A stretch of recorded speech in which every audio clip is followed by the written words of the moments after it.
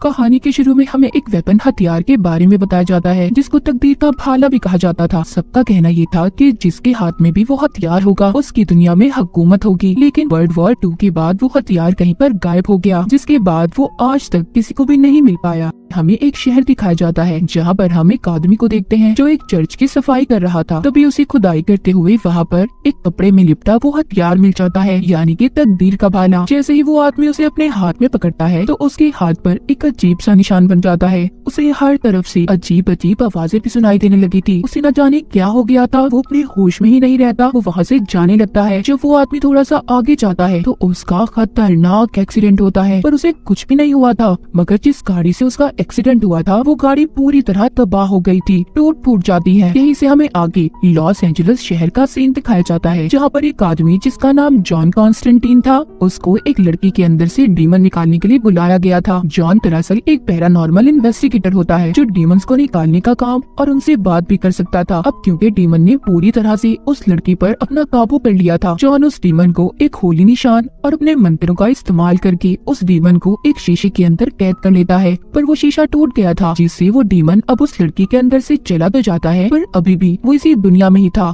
यहाँ पर मैं आपको बता दूं कि कोई भी डीमन या एंजल यानी फरिश्ता ऐसे ही दुनिया में नहीं आ सकते थे, क्योंकि ये गॉड और डेविल शैतान के असूल के खिलाफ था। उन्होंने अपना एक असूल बनाया था कि कोई भी डीमन या फरिश्ता उनकी इजाजत के बगैर दुनिया में नहीं जाएगा, क्योंकि डीमंस और फरिश्ते दुनिया में आकर लोगों को अच्छे या बुरे काम करने की तरफ ले जाते थे। तो इसीलिए गॉड और शैतान ने ये असूल बनाया। वो चाहते थे कि इंसान अपनी मर्जी से दुनिया में रहकर अच्छे या बुरे काम करे, ताकि इंसान अपने अच्छे या बुरे काम का खुद जिम्मेदार हो। तो जॉन अब इस बात को सोचने लगता है कि गॉड और शैतान के बनाए गए असूल के खिलाफ ये डीमन दुनिया में कैसे आ सकता है। तो इसीलिए जॉन अपने एक पुराने दोस्त के पास जाता है जो चर्च के फादर थे। उनके पास चीजों को हाथ लगाकर यानी उन्हें छूकर चीजों के बारे में पता करने की ताकत थी। इसीलिए वो अपने दोस्त फादर को उस डीमन पर नजर रखने का और साथ ही ये भी कहता है कि अगर कुछ भी कहीं पर बुरा हो तो मुझे फौरन बताएं। इसके बाद जॉन अपने असिस्टेंट के साथ डॉक्टर के पास जाता है, जहाँ पर डॉक्टर उसको बताती है कि बहुत ज्यादा सिगरेट पीने की वजह से तुम्हें लंग्स फेफड़ों का कैंसर हो गया है और वो अपनी तीसरी स्टेज पर है। तो जॉन तुम्हें अपना बहुत सारा ख्याल रखना होगा, वरना तुम्हारी मौत भी हो सकती है।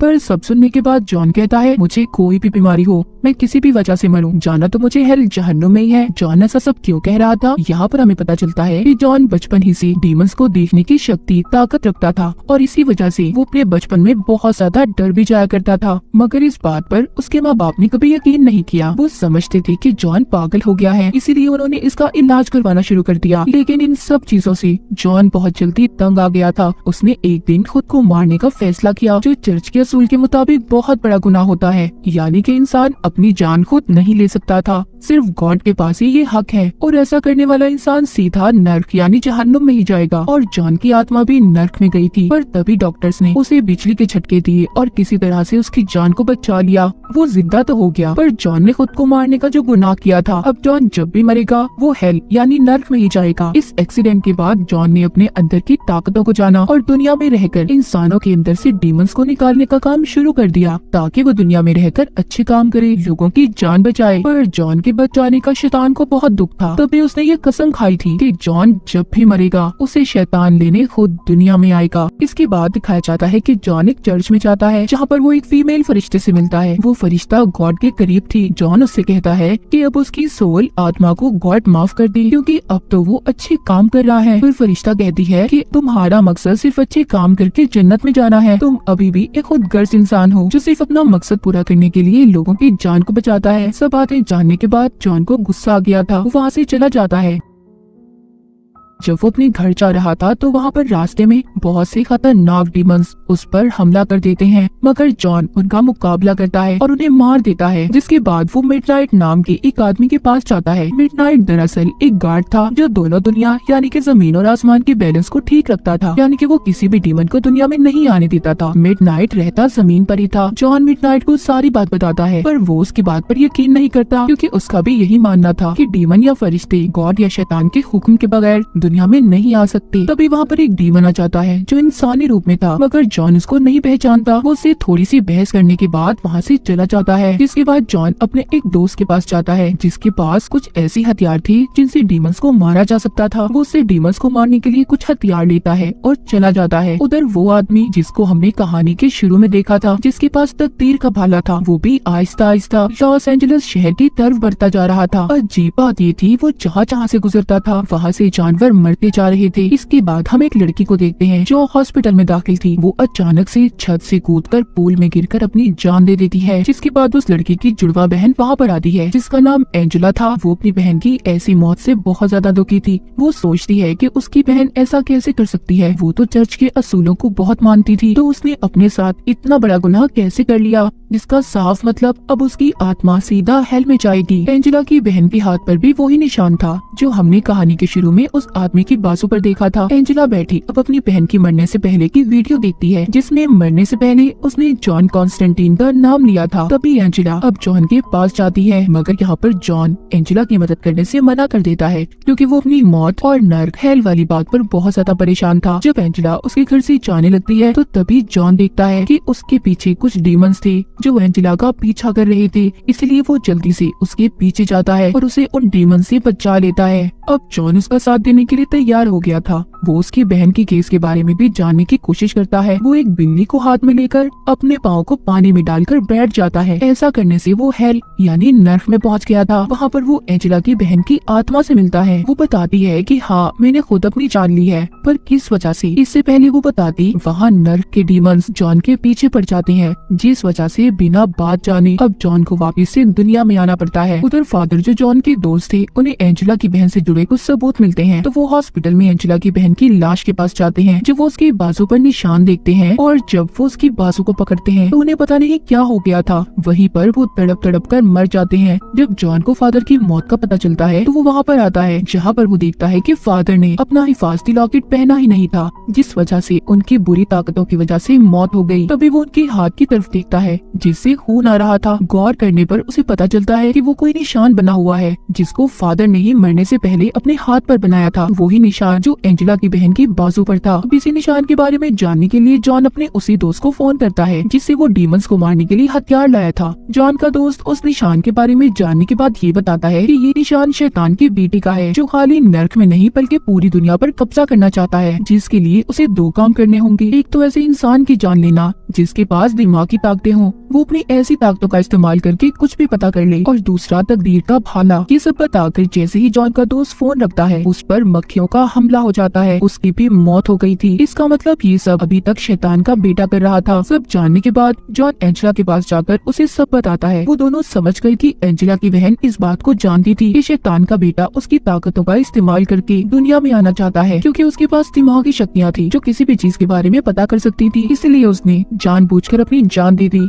ताकि शैतान का बेटा अपने इस मकसद में कभी कामयाब ही ना हो। एंजेला बताती है कि उसके पास भी ऐसी ही ताकतें थी जैसी उसकी बहन के पास, पर उसने अपनी इन ताकतों के बारे में कभी जाना ही नहीं, इसीलिए वो ताकतें उससे दूर हो गई। पर एंजेला अब अपनी ताकतों को वापस से हासिल करना चाहती थी, इसलिए वो जॉन की मदद मांगती है। जॉन उसको एक बाथटब में लिटा देता है। वो पानी के अंदर उसके मुंह को तब तक रखता है जब तक वो मौत के करीब नहीं पहुंच जाती। तभी अचानक से एंजेला बाहर आ जाती है। मौत को इतना करीब देखने की वजह से उसकी ताकतें वापस आ गई थी। एंजेला अब यहाँ पर अपनी दिमागी ताकत का इस्तेमाल करके जॉन को बताती है कि फादर और तुम्हारे दोस्त को एक डीमन ने मारा है जो आधा इंसान और आधा डीमन है। एंजेला उसी डीमन की बात कर रही थी जिससे पहले जॉन मिल चुका था, पर उसने उसे पहचाना नहीं था। सब जानने के बाद जॉन उस डीमन के पास जाकर उस पर होली वाटर गिराता है जिससे वो अपने असली रूप में आ गया था। वो डीमन बताता है कि तुम शैतान के बेटे को दुनिया में आने से नहीं रोक सकती, क्योंकि तकदीर का भाला भी उस तक पहुंचने वाला है। अब शैतान का बेटा एंजेला की आत्मा को लेना चाहता था, क्योंकि उसे पता चल गया था कि एंजेला की ताकतें वापस आ गई हैं, जैसे उसकी बहन के अंदर थी। इसीलिए शैतान एंजेला का इस्तेमाल कर अब दुनिया में आना चाहता था। जब एंजेला जॉन के साथ थी तभी कोई काली शक्ति आकर एंजेला को जॉन के पास से ले जाती है। वो उसे बहुत बचाने की कोशिश करता है पर नहीं बचा पाता। ये सब होने के बाद जॉन अब मिडनाइट के पास जाता है और उन्हें उन्हें इस बात का यकीन दिलाता है कि आसमान और जमीन का बैलेंस खराब हो गया है, डीमंस हमारी जमीन पर आने लगे हैं और इन सब के पीछे शैतान के बेटे का हाथ है। सब जानने के बाद मिडनाइट जॉन को एक कुर्सी देता है जिस पर बैठकर उसे भाले की सारी सच्चाई का पता चल गया था और वो ये भी पता कर लेता है कि इस वक्त एंजेला कहाँ पर है। जॉन अपने असिस्टेंट को भी अपने साथ ले जाता है। दूसरी तरफ एंजेला उसी पूल में थी जहाँ पर उसकी बहन ने छलांग लगाकर अपनी जान दी थी। तभी वहाँ पर एक आदमी आता है जो बहुत अजीब लग रहा था। एंजेला उस पर गोलियां चलाती है पर उसे कुछ भी नहीं होता और उसने एंजेला को पकड़ लिया था। जहाँ पर एंजेला थी उस जगह पर बहुत से डीमंस थे जो इंसानी रूप में एंजेला की आत्मा को लेने आए थे। पर वहाँ पर जॉन का असिस्टेंट होली वाटर को पानी के टैंक में मिला देता है, जिसके बाद उन डीमंस पर वो उसी पानी की बारिश करता है। वो सभी होली वाटर की वजह से जलने लगे थे। इस बात का फायदा उठाकर जॉन डीमंस को मार देता है। जब वहाँ पर एक डीमन उसे मारने की कोशिश कर रहा था तो जॉन का असिस्टेंट आकर उस डीमन को मार देता है, जिससे जॉन की जान बच गई थी। उधर एंजेला अभी भी पानी के पूल में थी जिसको शैतान के बेटे ने पोजेस्ड अपने कंट्रोल में कर लिया था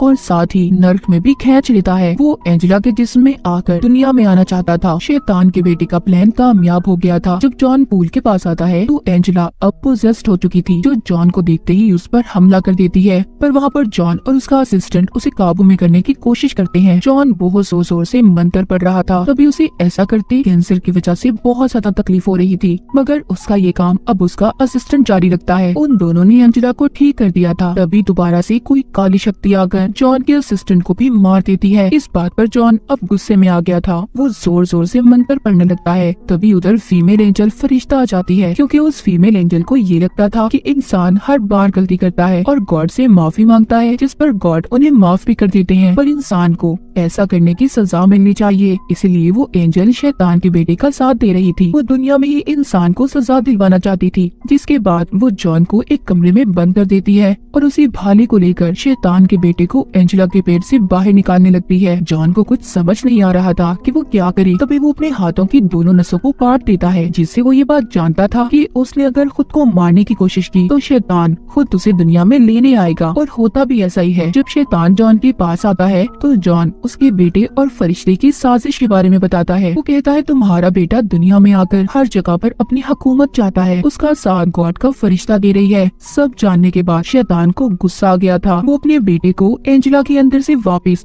हेल यानी नर्क में वापस भेज देता है और एंजल को सजा के तौर पर उसके दोनों पैरों को जलाकर एक आम इंसान में बदल देता है। शैतान सब कुछ ठीक करने के बाद बहुत खुश था। वो जॉन के मरने से पहले आखिरी ख्वाहिश बताने का कहता है, जिस पर वो कहता है कि मैं चाहता हूँ एंजेला की बहन की आत्मा को नर्क से निकालकर जन्नत में भेज दिया जाए, क्योंकि इन सब में उसका कोई कसूर नहीं था। उसे तो सिर्फ तुम्हारा बेटा अपने लिए इस्तेमाल करना चाहता था। सब जानने के बाद अब शैतान एंजेला की बहन की आत्मा को नर्क से आजाद करके जन्नत में भेज देता है। जिसके बाद वो जॉन को खींचकर नर्क दोज़ख में ले जाने लगता है। तभी जॉन की लाश अटक जाती है। उसके लिए जन्नत के दरवाजे खोल दिए गए थे, क्योंकि जॉन ने बिना किसी गर्ज के एंजेला की बहन की आत्मा को जन्नत में भिजवाया था। इसी अच्छी नियत की वजह से उसके लिए भी जन्नत के दरवाजे खोल दिए गए थे। इस बात पर शैतान को बहुत गुस्सा आता है। वो जॉन के कैंसर को खत्म करके उसे लंबी जिंदगी की बद्दुआ देता है और कहता है तुम दोबारा से दुनिया में अपनी जिंदगी शुरू करोगे। जब तुम अपनी इस जिंदगी में गुनाह करके मरोगे तो मैं तुम्हें लेने जरूर आऊंगा और तुम मेरे साथ ही हेल नर्क में जाओगे। ये सब कहने के बाद शैतान वापस अपनी दुनिया में चला गया था और जॉन अपनी दुनिया में सिगरेट को पीते हुए बुझा देता है। बाद में वो एंजेला के पास जाकर उस तकदीर के भाले को छुपाने का कहता है, ताकि उसका दोबारा कोई गलत इस्तेमाल ना कर सके। वो अपने असिस्टेंट की कब्र पर भी जाता है, जहाँ पर वो उसकी आत्मा को अपने सामने फरिश्ते के रूप में आसमान पर उड़ता हुआ देखता है। जॉन को अपनी जिंदगी का मकसद समझ आ गया था कि बस अच्छे काम करने हैं, जिसके बदले उसे जन्नत मिलेगी। तो हमेशा अपनी जिंदगी में अच्छे काम करें। मैसेज के साथ ही कहानी यहीं पर खत्म